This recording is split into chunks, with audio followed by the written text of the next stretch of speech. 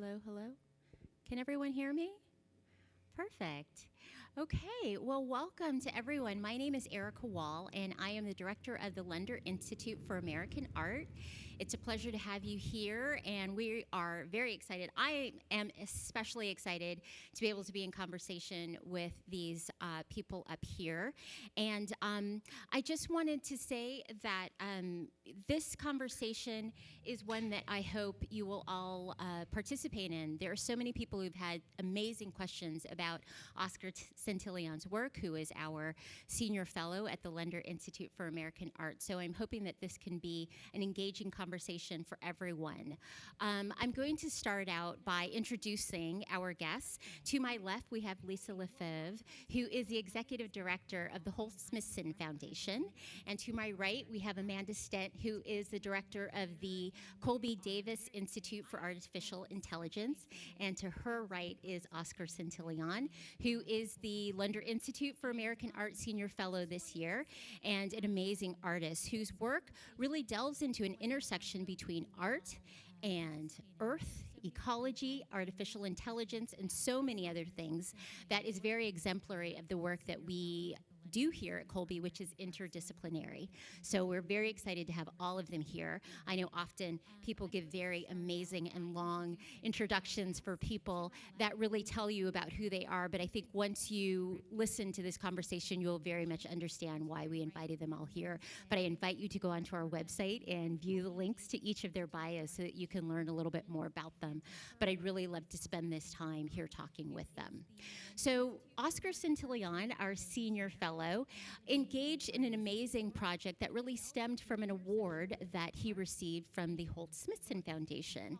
And I thought that just for us to put it in a better context in terms of what this project is all about, I would start off by asking Lisa to share with us a little bit about what the Holt Smithson Foundation is and the prize, and then we could start to illuminate everyone as to how this project grew. So Lisa, would you help us with that? Of course, and it's a really nice place to begin because I think it speaks to something that as an outsider here at the Lunder Institute really reflects so many of the values and the commitment to the production of knowledge that you have here. So Holt Smithson Foundation is an artist-endowed foundation. It was literally willed into being by the artist Nancy Holt in 2014 when she passed away. And our job is to think about the creative legacies of two artists, Nancy Holt and Robert Smithson. So the first thing that when you set up an organization is you need to really think about, well, why do you exist? What do you want to do? But I also wanted to throw in another question. Why does what you do matter? I think it's really, really important that we address these issues. So I have the great honor of being the first executive director, which quite frankly is terrifying. And one of the first things that I did is I looked at what the foundation has. And to my great surprise, we own an island. I mean, to me, that is a completely nuts idea that an artist-endowed foundation can own an island. What does ownership mean of a piece of land? How did we come to own it? And the island is here in Maine. It's a tiny island called Little Fort Island. And Nancy Holt and Robert Smithson purchased it in 1971, sight unseen, for hardly anything. The exact figure is escaping me now, but I think it might be something like $200. What does that mean? How can you buy an island for $200? Who are you buying it from? Who has the right to own this land? So we looked into it and we realized it's an island that is very, very small. It's an island that is completely at the mercy of rising tides, the climate emergency. It's an island where you cannot build anything. So what do we do with it? So we decided that we wanted to think with the island. And as an organization that's committed to thinking about creative legacies of artists, the right people to think with are certainly going to be artists. So we decided that we wanted to invite 5 artists to think with us over a few years about what it means to own an island, what it means to think about islands. So we invited 5 artists not to make a work, but 5 artists to really join us in frowning over this island. And we chose the artists by going out into the field, by asking people who they would want to invite to think with us. And then we decided that there were 5 artists who, I mean, basically there could not be anyone better to think with. So one of the artists is Oscar. Also, we're thinking with Renee Green, Joan Jonas, Tacita Dean, and Sky Hapinka. And our brief to the artists is very, very simple. Go to the island if you want to. You don't have to. Think about what it means to develop a project. And that's where the project stops. It's not to realize the project, it's to come up with a dream, an idea, a thought experiment, and then to see what to do.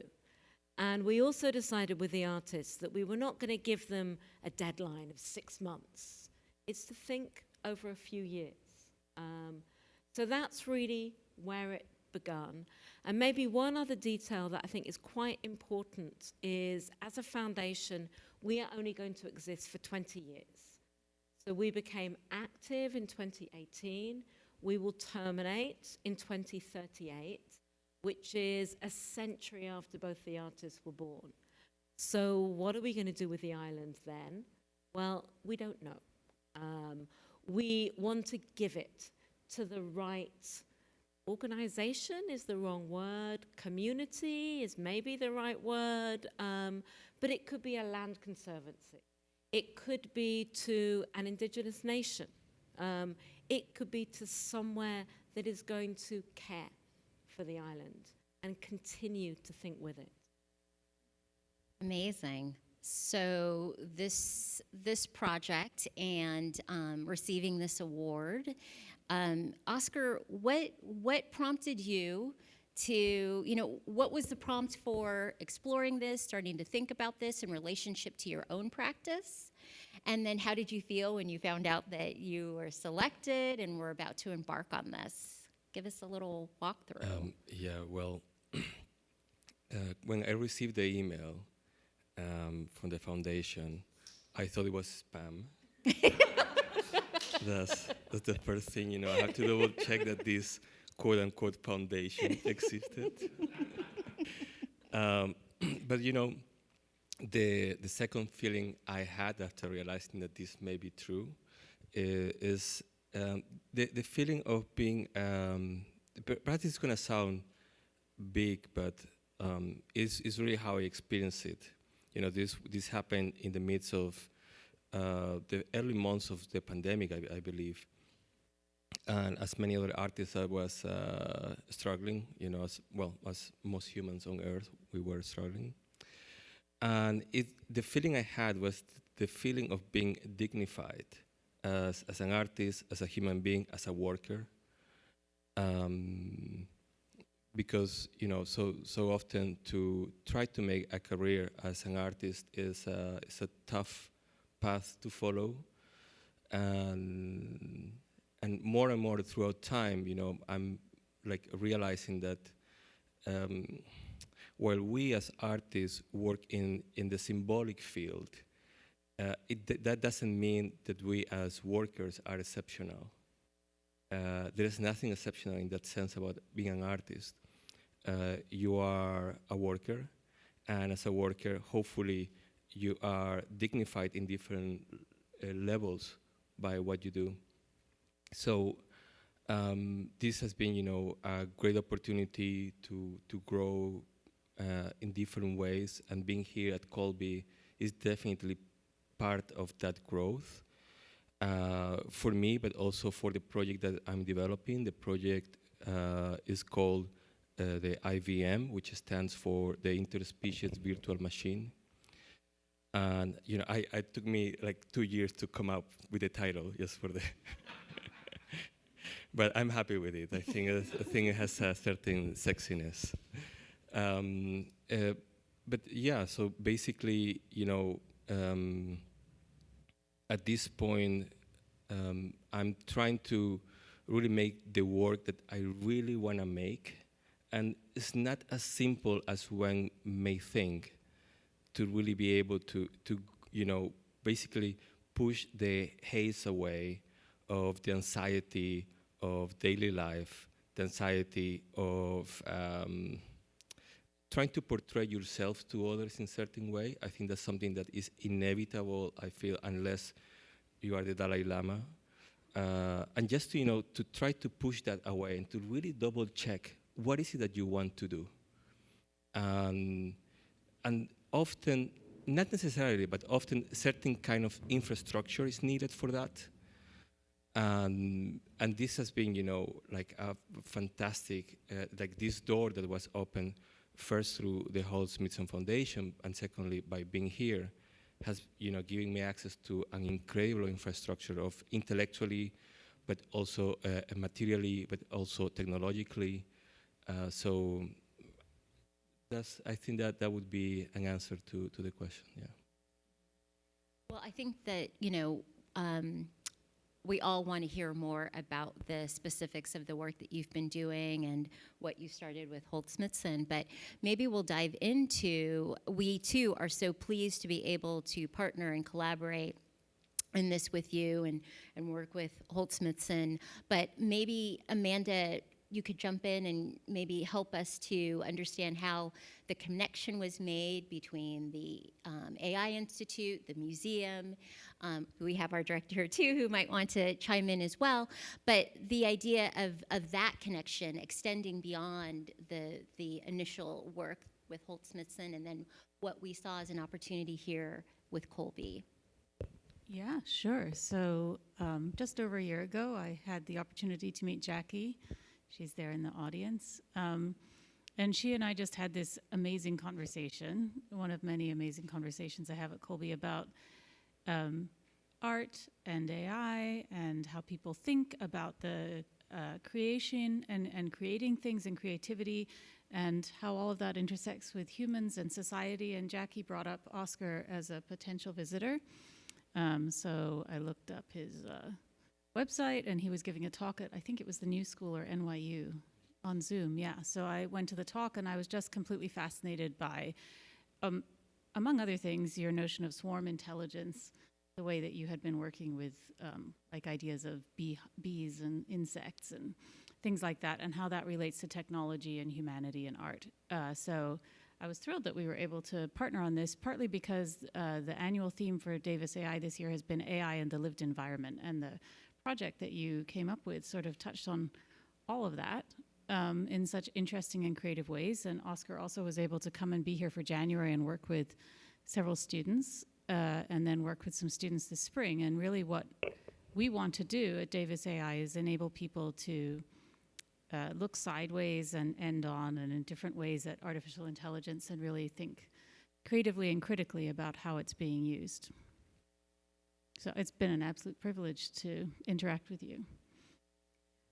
Oh, well, I'll couple that with, I think it was a perfect project because the Lunder Institute is very much about the intersection between art, scholarship, and research. But again, this broadening of how we understand, Lisa and I had talked a little bit beforehand about the connectedness, the holistic aspect of the work that we all do, and that your project and the work that you've done is very much about the way in which, as we move forward as a culture, as a community, globally, we are very much looking at the intersection and looking at maybe disciplines that we didn't originally look to for guidance, such as the art world.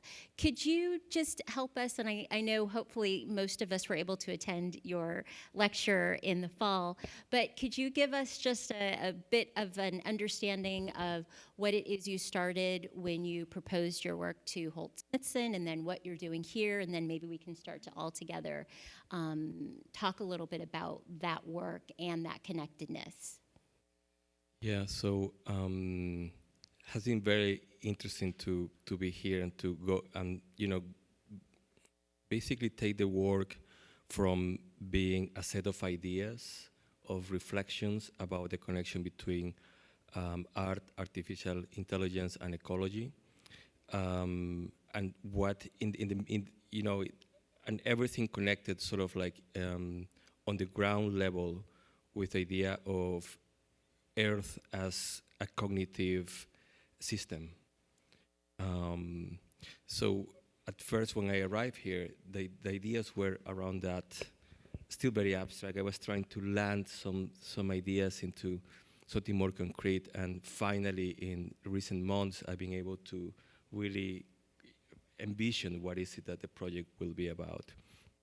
So basically what we are doing is, with the support of wonderful people like Marlon and Alex, two students who are here, and with the support of the faculty also, like Jose, Amanda, and many others, is the following.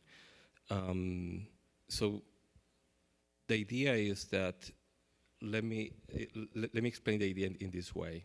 So let's say first, let me tell you about what is on one end of the spectrum, and then I'm going to tell you what is on the other end of the spectrum. So on one end, we have two neural networks. One is a text generator, and the other one is a sound generator. And these two neural networks are trained. The text generator is trained with text from artists Nancy Holt and Robert Smithson, these two legendary artists of land art, and then their voices are being used on the second neural network.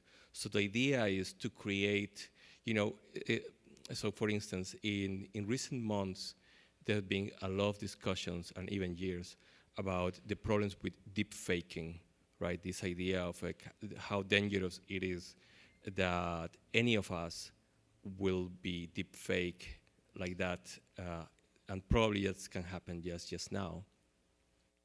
But I was thinking, what about quote unquote deep faking neither of these artists, but actually deep faking someone who they are in between. So this non-existing person that is a combination of the two of them, and that entity, that non-existing / existing entity, being trained by a neural network. So this AI is an in between them, plus the neural networks in themselves. So the idea is that you're going to have these AI Holt Smithson entity speaking, and so far the thought is that they are going to be envisioning and describing some sort of virtual world. So what does it mean is, if we step back for a second and think about one of those terms around which there has been a lot of hype, especially last year, which was this idea of the metaverse. Like this idea of virtual land in the context of something like land art, considering the legacy of these two artists. I was thinking, like what would it be to make this connection? And what would be the non-normative way of making this connection? And the first thing I thought is like, let's discard all the visuals, because one of the problems that I believe is happening now in this conception of the metaverse is what I call the problem of Newtonian reality. So trying to copy what the world looks like, and you are trying to reproduce something that shouldn't be reproduced. So, and it's it's convoluted. It's not really working. All these VR headsets and stuff like that is, and it ends up being very dystopian as well. But I'm intrigued by this idea of virtual worlds, and something that I have noticed. I'm sorry because I'm like going around, but I'm gonna get back to the very idea. But I feel like I need to describe some foundational thoughts for this. Something that is happening is that 10 years ago there was this movie Hair, and when we were watching this movie, probably this happened to you as well. There was this feeling at the time that people who were in the movie and they were, walking by the streets and they were talking to no one. And there was this feeling back then that this is weird. And nowadays we do it, right? We are already doing it. And then you realize how throughout the intimacy of hearing, like us putting these little devices, these earbuds that are already quite sophisticated, and we implant them, insert them in our body. And we are constantly already navigating between virtual and physical worlds. So through that thought, I've been realizing, these quote-unquote metaverse things are already existing. It's not happening in the way Facebook and some of these other projects are trying to do it, which is by this Newtonian reality fallacy. But it's happening already through our ears. So that's why I thought throughout that intimacy, what about we access this space, this physical virtual space, through these two artists, the virtual version of them together. And just to add a little bit of complications to this, what is the mood of these voices? The idea is that what I want to get from here is not to simply, copy this in-betweenness, but actually, Lisa said something before, which I think is really, really foundational for this project, which is to think with the land, when you were speaking about the island, rather than thinking about the land. So I've been thinking about, so we have this AI thing. What is the soul? What is the mood of this entity, this virtual physical entity? And the island itself. So there is, Colby has an island where they are constantly gathering real-time data. I forgot the name of this island, but it's here in Maine as well. So we are creating this bridge where, depending on the conditions in the island, the environmental conditions in the island, the AI system will be reacting to it. So in a way, the island itself is going to be modulating or sculpting what the AI is going to do. So let's say that is, the day is very rainy, or something like that. Then let's say in response to that, the voices are going to sing, or if there is some other conditions happening, then this voice that you are going to hear is going to whisper. So there is all of that in this project. So there is this thinking with the land and thinking with the legacy of these artists who have passed away, and creating, this connection with the afterworld, our current reality, and the virtual worlds as well. And mixing everything and seeing what comes out from there. I don't know if that explains the project, but I hope it does. And maybe something else as well, Oscar, that you said really early on, is that you asked a question, what might the island be dreaming of? And I think that what I really love about your project is this idea of the collaboration between the materiality of the land, of this island, and the materiality of thoughts from the past, and how those can come together to encourage us to produce knowledge. And in the way that you've just described it, this constant betweenness, I think is very foundational to this research that you're doing. It's not about one thing or the other. It's about both things, and then more than both things. And how can this layering be created? And when you were talking, there's a phrase that Oscar, I've become quite obsessed by recently that has been haunting my mind. And it feels a phrase that is so pertinent to our times. And it's a phrase from a piece of fiction, which is the ultimate between thinking. And it's from William Gibson's Neuromancer. And I suddenly remembered through our conversations this phrase that he used to describe what we now call the internet, that it's a consensual hallucination. somehow this phrase was ricocheting through my mind, and I had to read the book again, and I went down a wormhole of reading books I haven't read since, I think, the 1990s. But what is a consensual hallucination?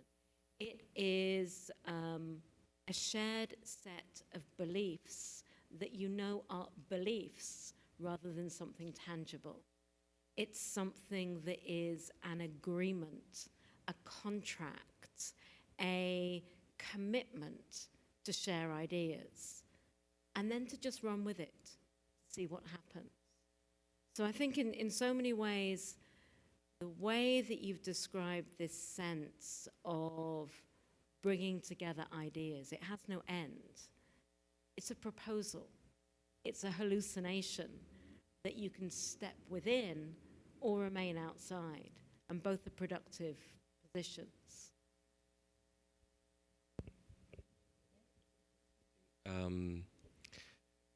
In this regard, you know, landing at Colby and having the opportunity to discuss ideas with Amanda, it is something that you know, I've gotten also to be closer to the question of ethics in this field, and this is something that well, I have learned a lot from you, among other things about AI. But I'm wondering, like, in the midst of these conversations, Amanda, about perhaps, you know, like, because this project that we are developing is touching all these different issues, and one of those issues is precisely related to ethics, right? Like how we gather data, how we use our humanity to fit these systems.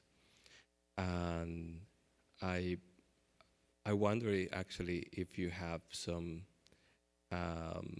ethical concerns about the project. So if anybody else at Colby had come and said, look, I want to train a synthetic voice on somebody's voice or adapt a speech synthesizer to a particular person's voice or combination of voices, I would have been like, hold up. But artists get leeway. And and then you came to me the other week and said that one of your students you're working with and said that you had put the text from Holt and Smithson into ChatGPT, and I was like, so just so we all know, you have given OpenAI their text in perpetuity. And so we sat and thought about that for a couple seconds. And then I went looking, and it turns out it depends whether you use the web page or the API, which is a completely stupid and artificial distinction. But there's a possibility now that they have been absorbed into some, I don't know, Borgian thing forever and ever in a way that it worries me that humans become like just a bunch of their experience connected to other people instead of as things on their own. It worries me that we, in the digital world, in the metaverses, just become little particles of data instead of our own beings. And I think part of what you want to do with the island is give it this sense of agency or its ownness, and that's what we increasingly lose, our ownness with AI.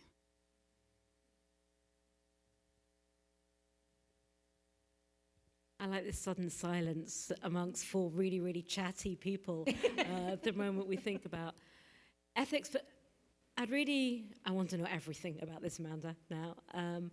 But that sense of individuality in the face of ideas, agency, identity becoming completely distributed.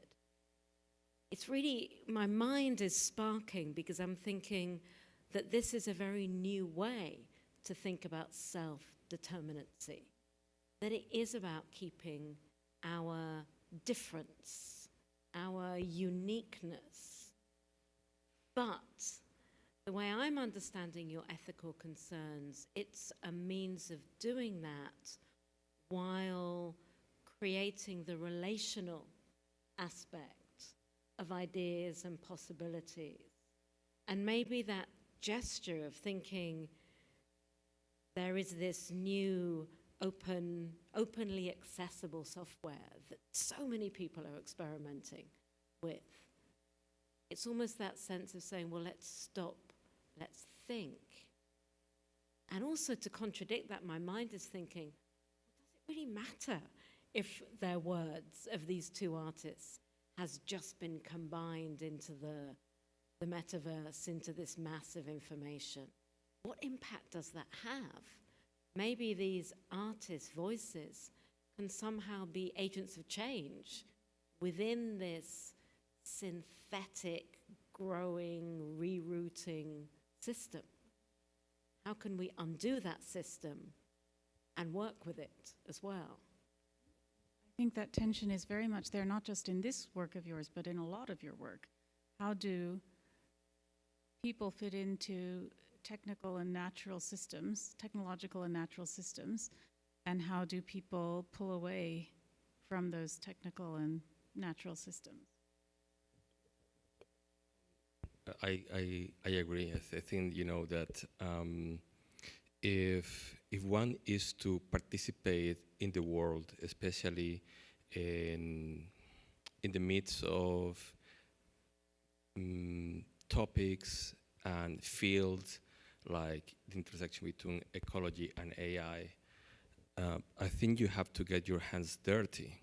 I think that the worst, I don't know if the worst, for me at least, I'm just gonna speak out my mind for once, which is, the worst can happen to me as an artist is to only stand on the side of the critics. That doesn't mean that I'm advocating for mindlessly join a tribe of Elon Musk admirers, but it means that I think we humans mostly learn by doing, and hopefully we act in mindful ways, and we're taking notes of our actions as well to keep track of things. And getting your hands dirty with something which is so contentious, like these emerging technologies, means that you better you do your best at identifying those tensions within those technologies. And I think that's something that my feeling also is like, in general, not all, but a large or a significant amount of interesting art is founded on certain kind of tension between what is expected and what the artist is proposing. And also to be honest, I think even if we, like perhaps I'm stepping away a little bit from this topic, but taking the same principle, I think if we want to think of some kind of like post-capitalist reality, it's not going to be like getting somewhere different from where we are. It's not going to be a beautiful path of utopias. It's going to be a strange, like probably hallucinatory sort of like sequence of tryouts that we're going to do to get somewhere different from where we are.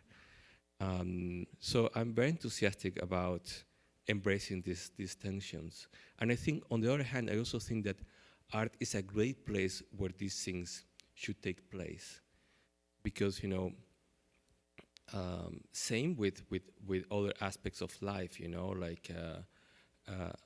like reflecting, for instance, on violence and stuff like that. Like, we need places in our society where to explore things that we don't want them to happen to people in the real world. So I also think that that we could hopefully use art itself as a kind of as a place where to prototype what society may do or may not. It's a messy place, and I think that's the beauty of it as well. And maybe with that question that you're talking about, not wanting to see art as being on the outside, simply being a critic. There's a question I'd really like to ask the three of you. I've been mulling over a lot recently the role of cynicism. So if we were sitting here, let me think, 15 years ago, I think that was a time when cynicism, certainly within the realm of art, was seen as a useful critical tool. It's no use anymore. We live in times where, if I can be so bold to say that cynicism is mainstream now. The cynicism on mainstream news networks, the cynicism within politics, it doesn't work as a critical tool. And if that is correct, it means that the only way one can wrestle with the production of knowledge for a different way of structuring our world is to set that method to one side. I'd just be really interested in what the three of you think as thinkers.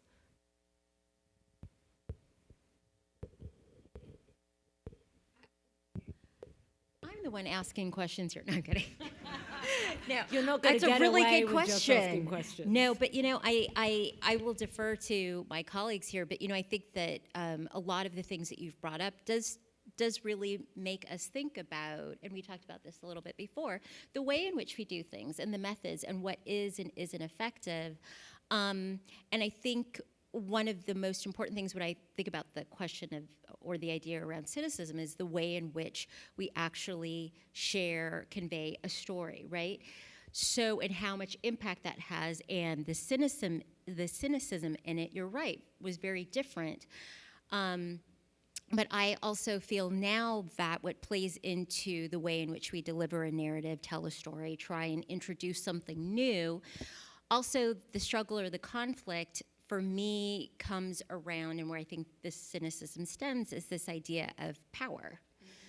And the power we have behind our story and to tell that story. But then also what's taken away if we give that to an artificial intelligence platform of some sort, what is taken away, and then, and also something too, which I was thinking about, is when you talk about artificial intelligence and its impact on other areas or disciplines, there's a fear. That is, I think, a big thing around, well, what will happen if this, or what will, so I guess I'm more adding to your question rather than answering it, but I feel that that is very true. What do we use now? How do we separate it? But I think it is a combination of many things in response to way that I think along the lines of technology as a tool. We use it. It makes our life better in so many ways, but it can make it so much more complicated and have you think about things that you thought about differently 10 years ago in a different way, that you have to have different considerations. And this is a very basic example, but, in my mind, I often think about it. I think we always think about social media platforms. And I tell my, my 16-year-old, that will be out there forever once you put, but it's true. Now, that may mean nothing, but for some reason it's like, that could mean something. And I think those are the questions that it makes us think about now that we didn't necessarily think about before. Yeah, I think,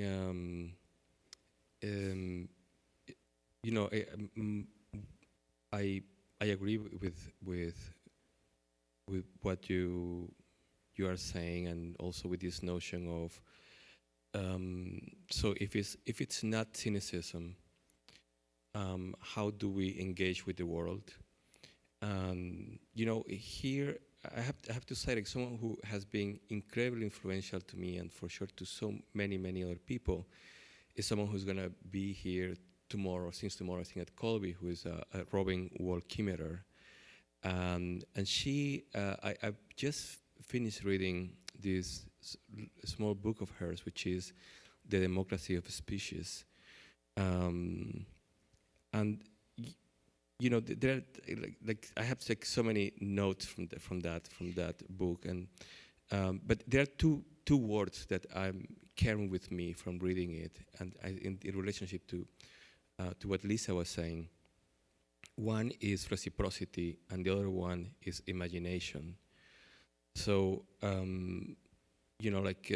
so to reciprocity in terms of understanding how is that things are being given to us in the world, like this situation, the things that we are wearing, like everything that has been needed to for us to enjoy, even little pleasures in life, like this coffee that I just got. So in that sense, reciprocity, as a way of engaging with the world, instead of, let's say, cynicism as a way of rejecting the world and being safely making fun of it from the outside.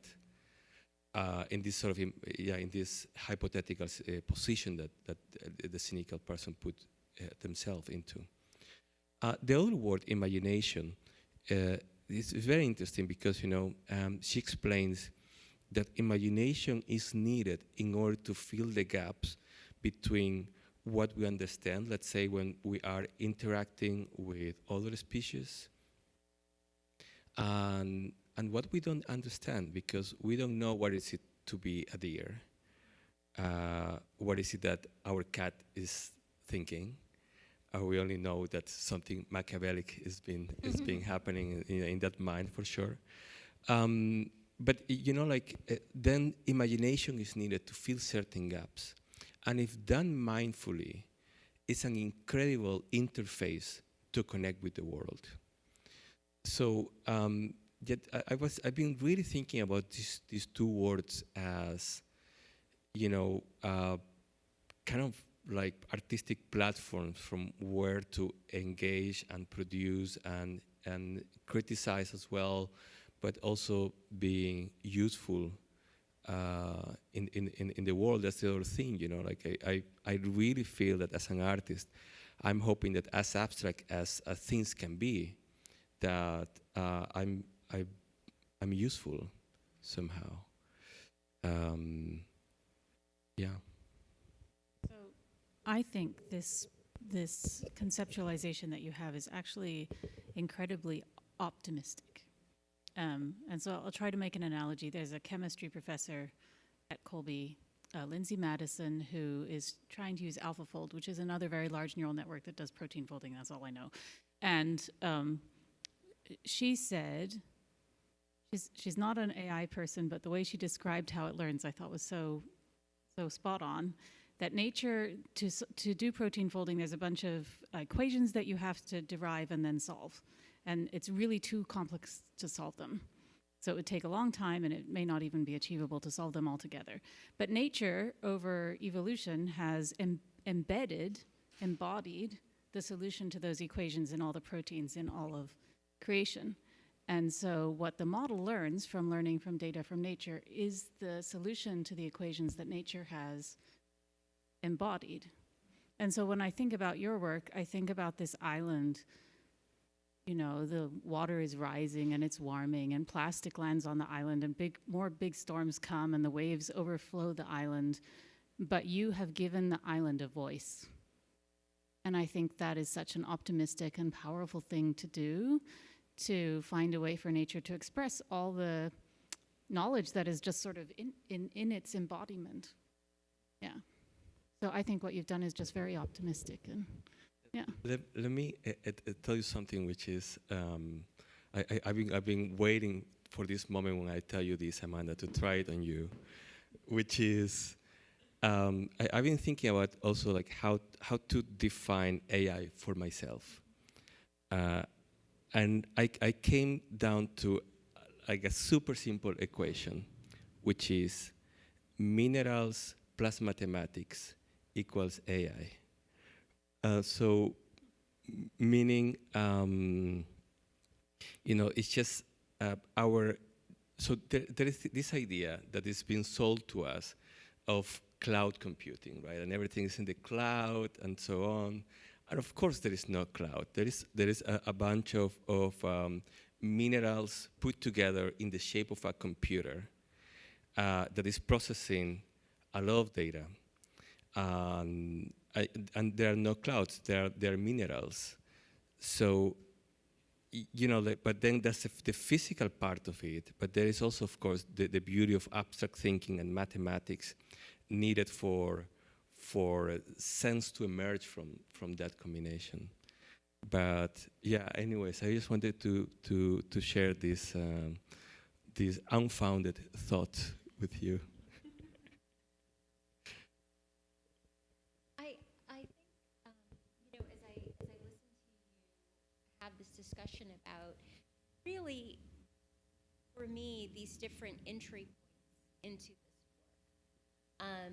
You know, for me, this entire project was so interesting to me because it gave another entry point into understanding artificial intelligence, its application, the way in which artists apply it. But I wonder, for any of you, you know, when we think again, going back to the holistic nature of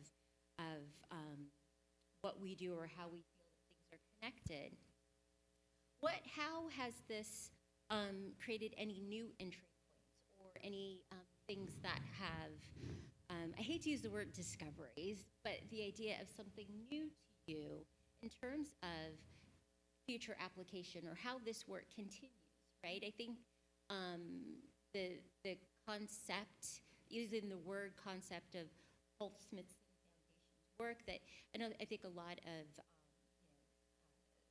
Holt and Smithson's work, this idea of land, to some degree, we know it's ephemeral because the land will change. And knowing this, how does that also impact your work? But I'm just curious, when we think about this interconnectedness, the way that you've applied this, what you've learned, maybe even from the other artists, what are things that have created new entry points for you in the work that you're doing, and what do you maybe even see beyond this for you? You know, something that I've learned is what I'm missing, among many other things. But and what I want to say is basically this. So, you know, the project at this point has grown in complexity quite a lot, and I'm really excited to take it up to the, you know, its last consequences, to think about how this could be shown in any space, experienced, interacted with. But also I have noticed, you know, I'm taking notes for after this project is finished, what I would like to do. And then I've noticed that there is something missing in this project, which I don't have any solution for, which is precisely something that I was speaking about before, which is the issue of reciprocity. So reciprocity in this sense is the feedback loop that would take the output back to the island, and that the island would respond, and that I could also hear the island in a way where I'm, you know, at this point, the voice of the island is, I'm heavily mediating that voice of the island. And I would love to find a way to, in the future, to not be so much of a mediator, and to find a way to that the output goes back to the island, and that it could become a dialogue, right? At this point, basically, you have an arrow going from the island to a neural networks, and then this becomes, in the future, will become an experiential art installation or something like that. But what would it be to have this feedback loop where, and I remember that, so Amanda was super kind to come to one of my, to a class I was teaching in January, and we have all this conversation, and I remember I asked you this, and then you told me, with your clear mind, if you figure it out, let me know. Do you have have you envisioned any paths where we are not only taking extracting data, let's say, and processing it, but where we could turn this into a feedback loop of communication.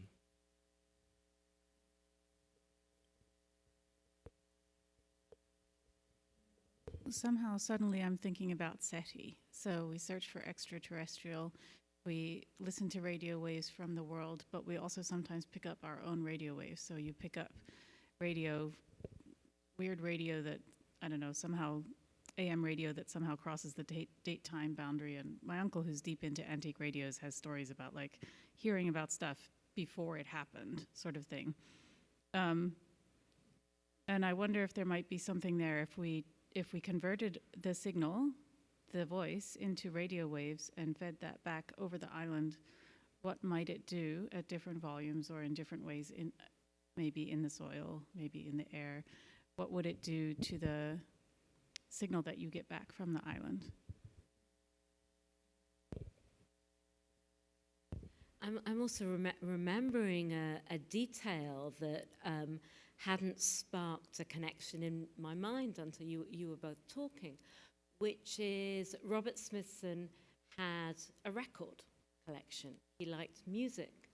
Amongst his record collection was a record of the voice of the IBM computer. And I think what that literally demonstrates is this sense of reciprocity, and feedback loops are all about making new connections and creating new fissures within knowledge. And then when you were talking, Amanda, I was thinking about one of my favorite books is Gertrude Stein's Portraits and Repetition. And she was writing about the then early medium of cinema. And she says in that classic way where there's zero punctuation, and she says, it was a portrait, it was a repetition. It was a portrait, it was a repetition. And she continues for a number of pages saying the same thing. And she's really demonstrating that the ways in which when a portrait, an idea, a communication becomes repeated, it's always new. It's always, always different because of that new knowledge that's being created. And maybe the third thing that when you were both talking that was in my mind is the power, wonderful and terrifying, of the utterance of language. So the moment an idea becomes expressed within language, it becomes matter. It becomes mineral.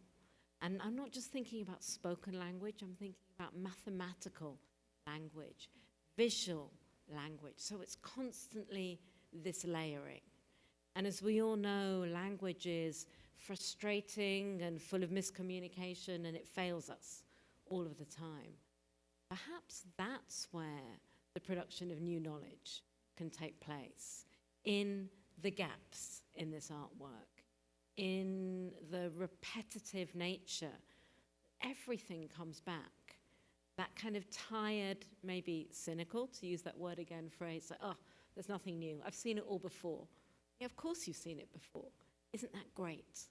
How can it become something that has this alchemy that moves ideas forward in some way?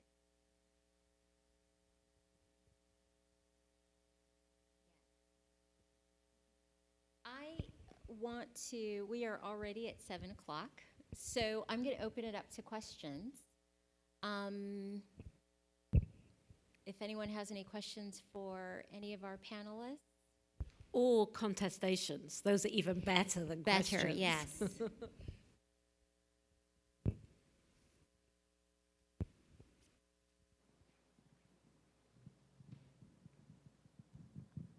Thank you so much for this conversation and for the collaborative work you've been doing. It's really fascinating. And the question on my mind is, I first thought of the word humor, but I think more accurate is playfulness. I'm wondering if, you know, if each of you could talk about the role of that in this kind of very serious work, because it sounds very serious, and it is. And at the same time, one of the things that first really appealed to me about the possibility of working with you, Oscar, having you here, was this kind of inherent playfulness or humor to your work. So I'm wondering about that.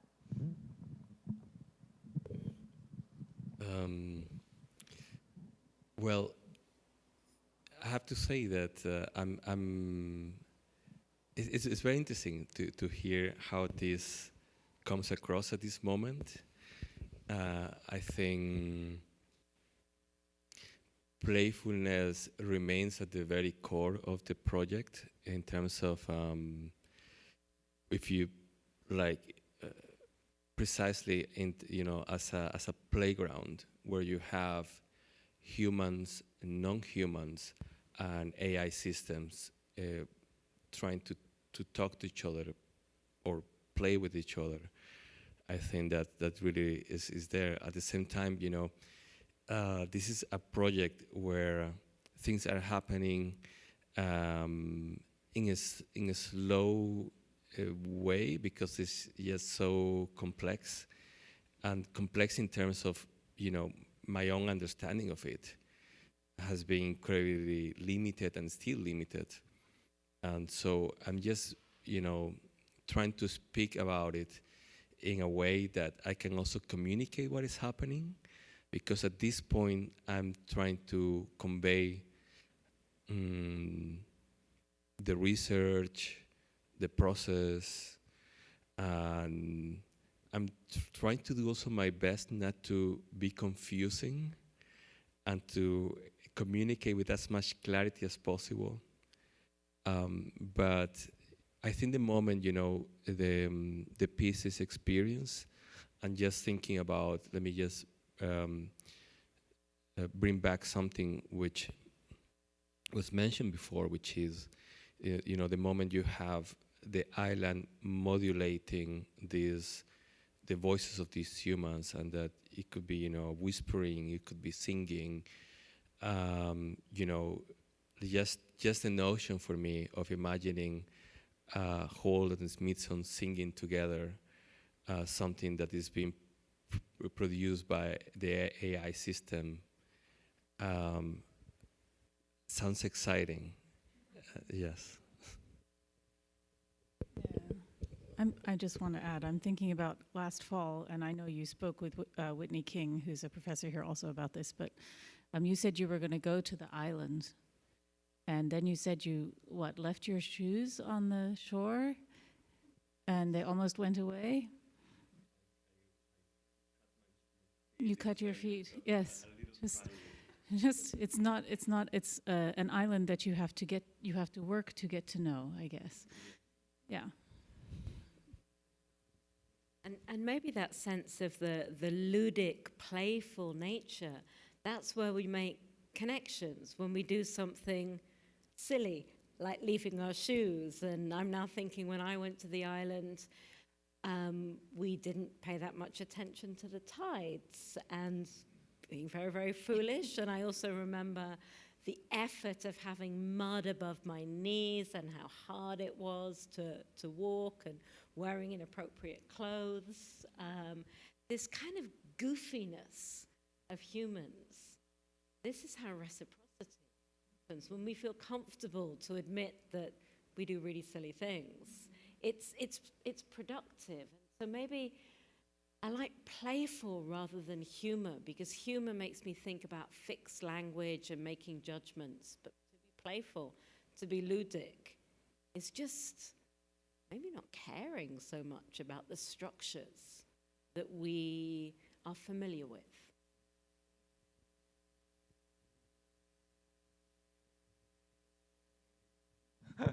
Thanks. Hello. It's a very thought-provoking conversation. I'm a sociologist for art, so I'm not an artist, not an AI specialist, but I like to observe. Well, I was listening to and you're describing the project, the interaction between the artist's legacy and the technology on the one hand. The other end is the island, right? So I kept thinking about the question. When an object is an object, and when does an object become a subject? So, the conventional program that you might do, or, other people might do. It's like invite a bunch of artists to come to the island, right? Using the island as a material, and then you create whatever you want to do, right? But in this case, we're treating the island as an object, right? And then we artists have we're a subject, we're subjectivity to an agency to create with this object at hand, right? But now I feel like we are giving the agency to the island, the traditional object, right? But the agency, however, here, or the subjectivity of the island, can be divided into two. One is earlier you were talking about, the island has its life, right? The tides are rising.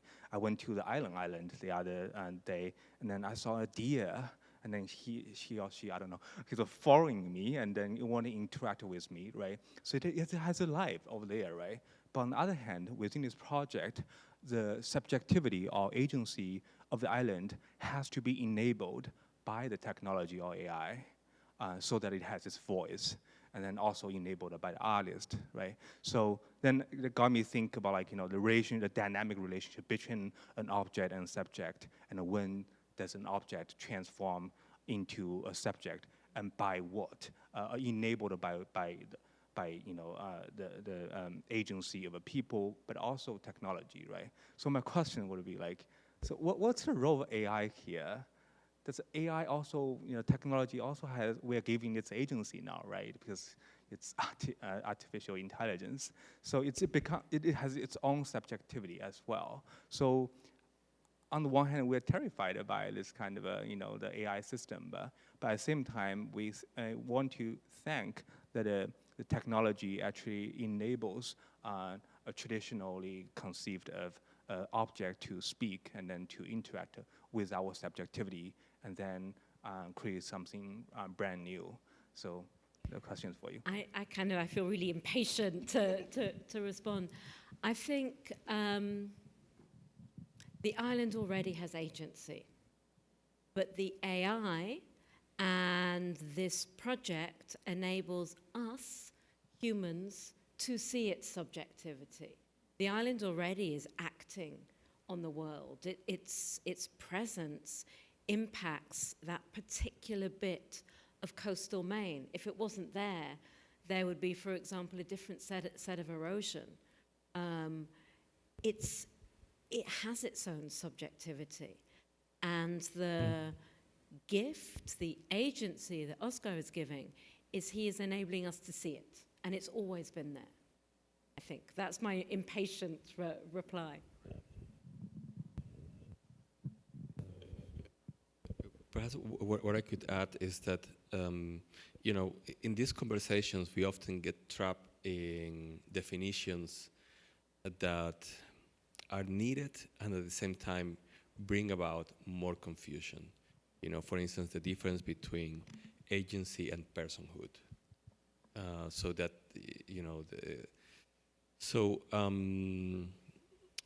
this is very tricky, and I think, for me, someone who has guided me, among others, is Stanislaw Lem. Lem has this novel called Solaris that Tarkovsky turned into a movie in the early 1970s. And actually, Tarkovsky also adapted another sci-fi novel, which was Stalker. And the two of them are really interesting in this regard. But let me just quickly add some remarks about Solaris, which is, the premise of Solaris, both the Lem book from 1961 and the Tarkovsky film a decade later, is that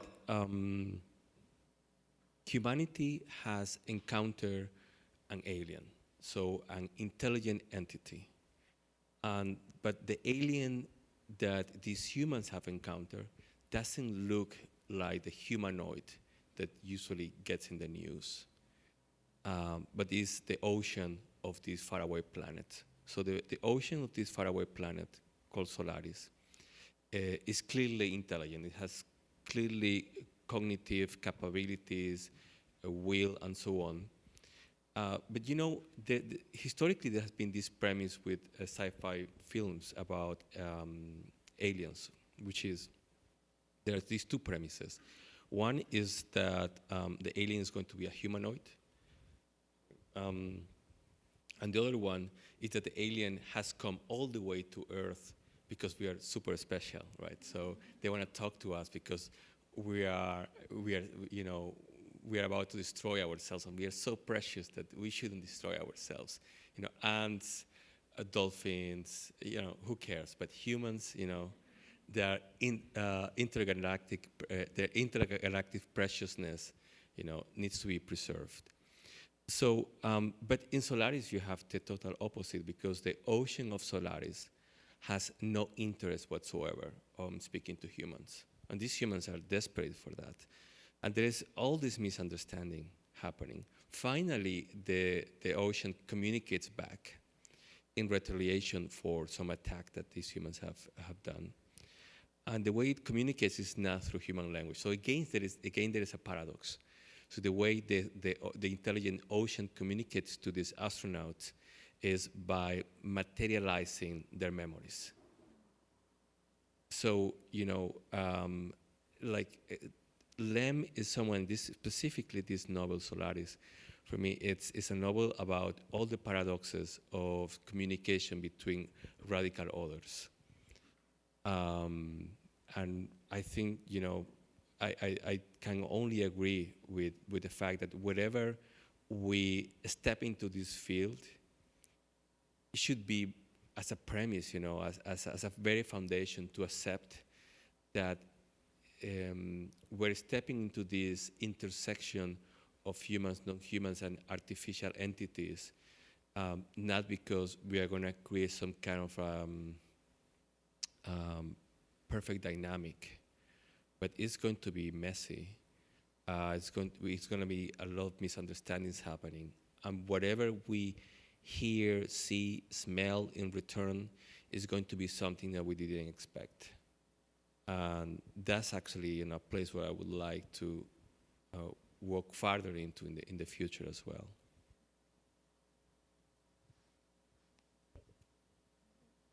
Question?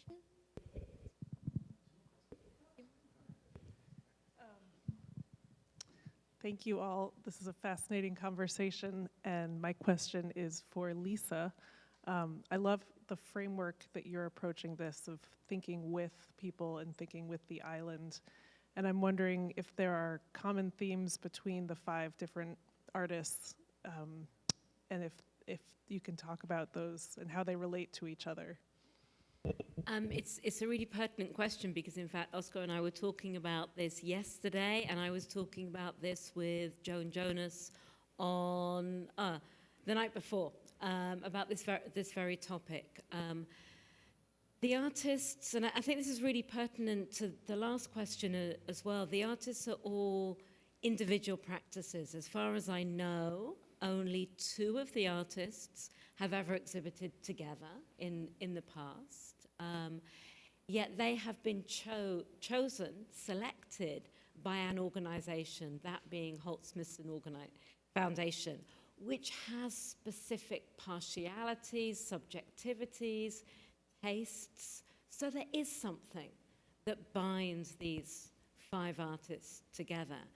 And literally, over the last 2 days or 3 days, having had the same conversation with 2 of the artists in the project, it's becoming very clear that there would be a lot to learn by making an exhibition of these 5 projects down the line. I mean, the artists are very rightly, and this is the invitation, taking their sweet time about making the works, which is good, because it's so unusual. So it won't be certainly for a few years, but I think there's a lot of potential. And then what would that reciprocity do? What are the artists doing? The other artists really are thinking with the island. And one of the things that was really important to us when we invited the artists is it was completely on trust. So every one of the artists, and I like your story so much, Oscar, of thinking it was spam, we just wrote to them. There was no proposal asked for. It was, we are inviting you to think with us about this island. And the invitation was based on the research-led nature of their works, but also subjectively. We love all the artists' work. So it's a convoluted response to your question, Tessa, and maybe the real answer is, let's see. We will see in the coming years how the work sits together.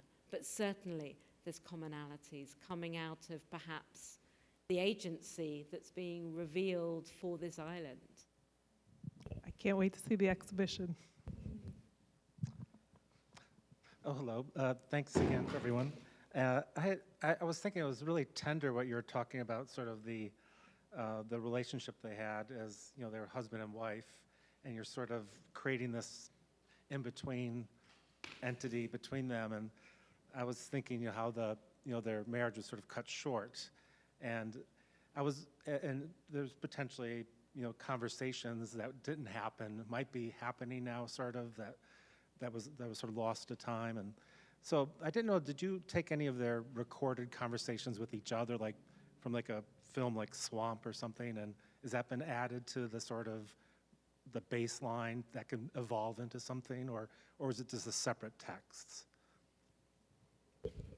So at this point, we are using separate texts. At the same time, one of the premises is that we shouldn't differentiate anything. So whatever text we can get from them, you know, from texts that have written, recordings, diaries, anything, we would treat it equally.